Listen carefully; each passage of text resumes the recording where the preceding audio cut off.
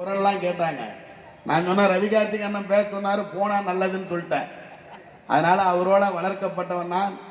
இடையில நாங்கள்லாம் வெவ்வேறு அரசியல் சூழ்நிலை இருந்தாலும் கூட என் மீது எந்த விதத்திலே அன்பு மாறாமல் அந்த பாசத்தோடும் பற்றோடும் இருந்தார். எனக்கு இன்னைக்கு ஒரு மிகப்பெரிய சந்தர்ப்பம் கிடைத்திருக்கிறது. அண்ணன் ஜெயச்சந்திரன் அவர்களை பற்றி நான் கேள்விப்பட்டிருக்கிறேன் தவிர எனக்கு தெரியாது. என்னுடைய நண்பர் ராமமூர்த்தி அவர்கள் என்னுடைய இல்லத்திலே வந்து பார்க்கிற பொழுது நான் நம்முடைய முன்னாள் மாவட்ட ஆட்சித்தலைவர், இன்றைக்கு தமிழ் ஆர்வலர்களே, உங்கள் அனைவருக்கும் வணக்கம்.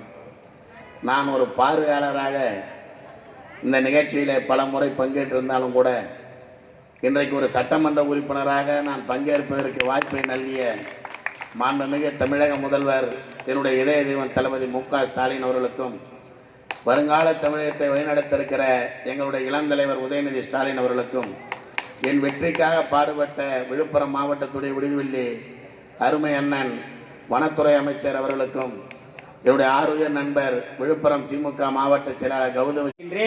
எனக்கு ஒதுக்கப்பட்டுள்ள மணித்துளிகள் 5. நான் எவ்வளவு பட்டியலாம் அவங்க பேரெல்லாம் குறிப்பிட்டு வந்தேன். இப்போ கங்கு நூலாசிரியர் முத்துராசா குமார் விழிப்பா இதயவேந்தன் அவர்களுடைய விருதை பெற்றிருக்கின்றார். ஒரு சாகித்ய அகாடமியை போல, ஒரு ஞானபீட விருதை போல, ஏன் நோபல் பரிசை போல ஒரு மிகப்பெரிய ஒரு துவக்கம்தான் இந்த கங்கு உள்ளிட்ட, ஈத்து உள்ளிட்ட, அண்மையில் வந்த கொடுக்கு உள்ளிட்ட புதின எழுத்துக்களுக்காக, சிறுகதை எழுத்துக்களுக்காக, கவிதைகளுக்காக விழிப்பா இதயவேந்தன் பெயரால் கௌரவிக்கப்பட்டிருக்கக்கூடிய முத்துராசா குமார் அவர்களை, ராமமூர்த்தி அவர்களுக்கு மீண்டும் இந்த மேடையில் அறிவுமதி அண்ணன் எதிரிலே தருமாறு பணியுடன் கேட்டு. பாலிடிக்ஸ் கூட நல்லா தான் பார்க்குது.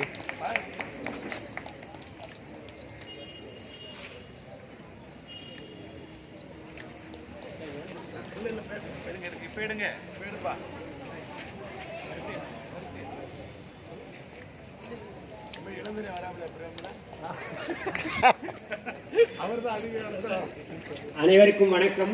ஆண்டுதோறும் மருதம் விழா சீரோடும் சிறப்போடும் நீரில் மலம் கலக்கிறது அல்லது கோயில்களில் நுழைய அனுமதிக்க மறுக்கிறது, இதையெல்லாம் கேட்க தவறிகள் நாம் இவங்களுடைய திரைப்படங்களை குறித்து தொடர்ச்சியாக மொத்தம் இதுவாக பேசிப்பாங்க. இந்த படங்கள் இப்படி இருக்குது, அப்படி இருக்குது அப்படின்லாம் சொல்லிட்டு, பொதுவாக இந்த மாதிரி அரசியலை பேசுறதுன்றது தமிழ் சினிமாவில் சாதாரணமான விஷயம் கிடையாது.